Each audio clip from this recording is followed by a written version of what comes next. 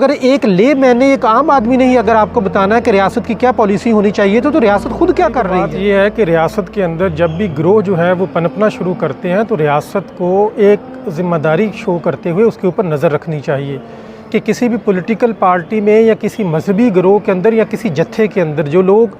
آپس میں گینگ اپ کر رہے ہیں ان کا منشا کیا ہے، ان کی انٹینشن کیا ہے اور وہ ریاست کے لیے کس حد تک تھریٹ بن سکتے ہیں۔ میرے خیال میں ریاست جو ہے یہ پہلے بہت دیر تک سوئی رہی اور اچانک اس کو خواب آیا کہ جی یہ کالعدم ہے، تحریک اس کو قرار دے دیا جائے کیونکہ اس کے اندر جو لوگ ہیں وہ وائلنس پہ لوگوں کو اکسا رہے ہیں اور وہ ریاست کی رٹ کو چیلنج کر رہے ہیں۔ تو یہ جو اس کو پابندی لگا دینا، میں نہیں سمجھتا کہ یہ مسئلے کا حل ہے، کیونکہ اگر آپ نے آج اس کے اوپر پابندی لگائی ہے تو یہ پاکستان میں پہلی دفعہ ایسا نہیں ہوا کہ ایک پولیٹیکل پارٹی نے، وہ چاہے مذہبی گروہ ہے یا پولیٹیکل پارٹی ہے یا ویسے کو وہ جتھا ہے جو کہ وہ اسلحے سے وہ جو ہے وہ آرگنائزڈ ہے، تو وہ ریاست کو چیلنج کرے۔ یہ پہلی دفعہ نہیں ہوا پاکستان کی، اگر آپ ساری تاریخ اٹھا کر دیکھ لیں تو ایسا بہت دفعہ پہلے بھی ہو چکا ہوا ہے۔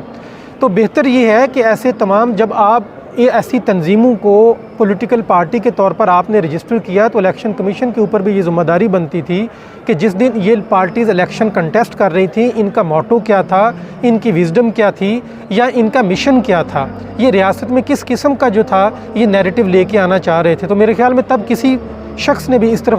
جو ہے وہ غور نہیں کیا اور یہ ایسا پہلی دفعہ نہیں ہوا۔ آپ یہ دیکھیے گا کہ اسلام آباد میں بھی جب دھرنا دیا جاتا ہے تو اس کے علاوہ بھی بہت سارے ریلیجس گروپس ہیں جنہوں نے اسلام آباد میں دھرنا دیا اور پوری ریاست کو چوک کر دیا۔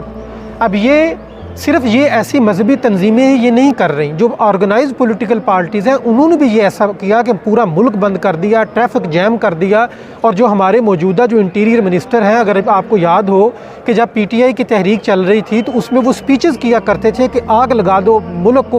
مطلب ہے کہ ادھر لوگوں کو جلا دو، راستے روک دو۔ تو یہ جو سپیچز جو تھیں وہ آج کل وہی انفارمیشن جو تھے وہ منسٹرز کر رہے تھے جو کہ آج کل جو ہیں وہ فیڈرل کیبنٹ کے اندر بیٹھے ہوئے ہیں۔ تو میرے خیال میں ریاست کو یہ چاہیے کہ آپ ایک اپنا پولیٹیکل نیریٹو دیں اور اس پولیٹیکل نیریٹو کے اندر آپ جو مذہبی انتہا پسند ہیں، جو مذہبی جماعتیں ہیں، جب تک آپ ان کے نیریٹو کے اوپر آ کے فوکس کر کے ایک ریاست کا جو بیانیہ ہے اس کو نیوٹرلائز نہیں کرتے اور سب لوگ جو ایسے جو فنڈامنٹلسٹ ہیں ان کو ڈسکریج نہیں کرتے مین سٹریم پولیٹیکل جو ہے وہ ایرینا کے اندر، تو میرے خیال میں یہ مسائل جو ہیں وہ برقرار رہیں گے۔ ایک پولیٹیکل پارٹی کو بین کر دینا یہ قطعاً کسی مسئلے کا حل نہیں ہے، وہ کسی اور نام سے ظہور پذیر ہو جائے گی، وہ اور نام سے جو ہے وہ اپنا یہ کاروبار جو بھی سلسلہ ان کا وہ چلانا شروع کر دے گی، اور پھر یہ وہ لوگ ہیں جو کہ الیکشن لڑتے رہے اور ایک پروسیس کے تحت وہ اسمبلیز تک پہنچے ہیں، اچانک آپ پوری ایک مطلب آرگنائزیشن اس کو کالعدم قرار دے دینا، یہ میرے لیے حیران کن ہے۔ کیونکہ ریاست کی جہاں ذمہ داری بنتی تھی کہ آپ نے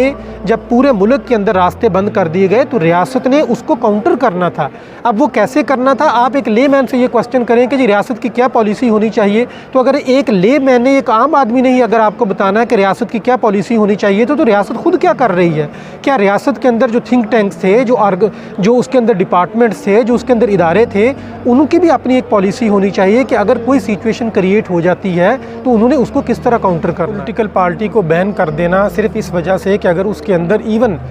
چند 100 لوگ بھی جو تھے وہ وائلنٹ ہوئے، فار ایگزامپل کل مین سٹریم پولیٹیکل پارٹیز جو ہیں وہ پروٹیسٹ میں روڈز پر آ جاتی ہیں اور اس میں بھی